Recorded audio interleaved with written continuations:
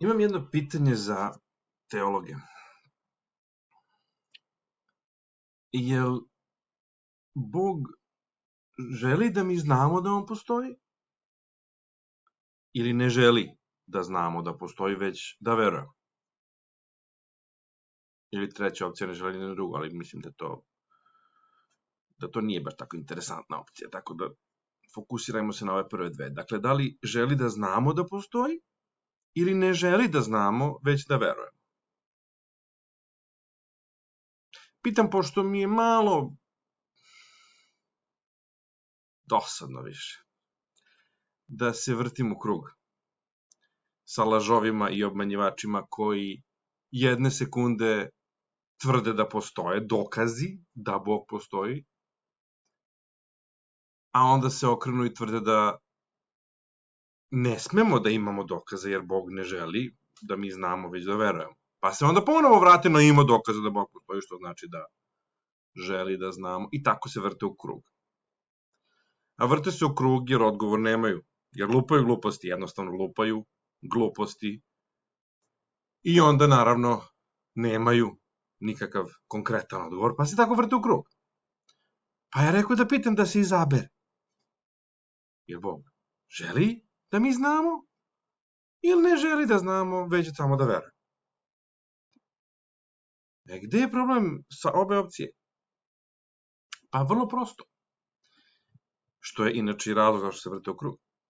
Ako Bog želi da mi znamo da on postoji, onda je omanuo kao svemoguć, sveznajuć entitet. Jer kao sveznajuć entitet zna tačno za svaku osobu na planeti šta bi bilo potrebno da ta osoba sazna, shvati da Bog postoji.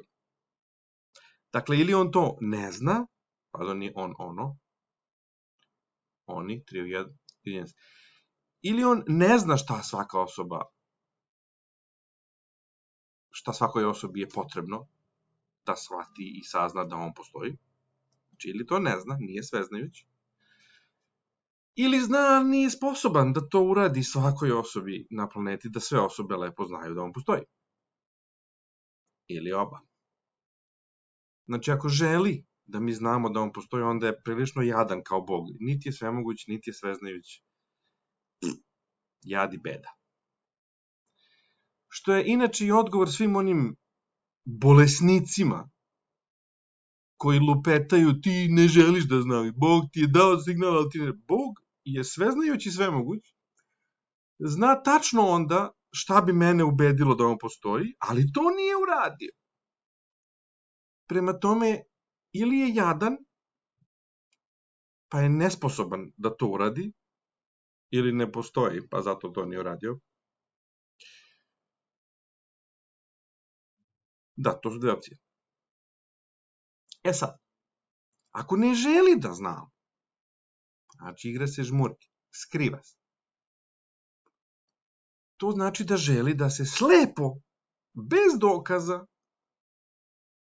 bez, dakle, validnih razloga, slepo veruje u njega.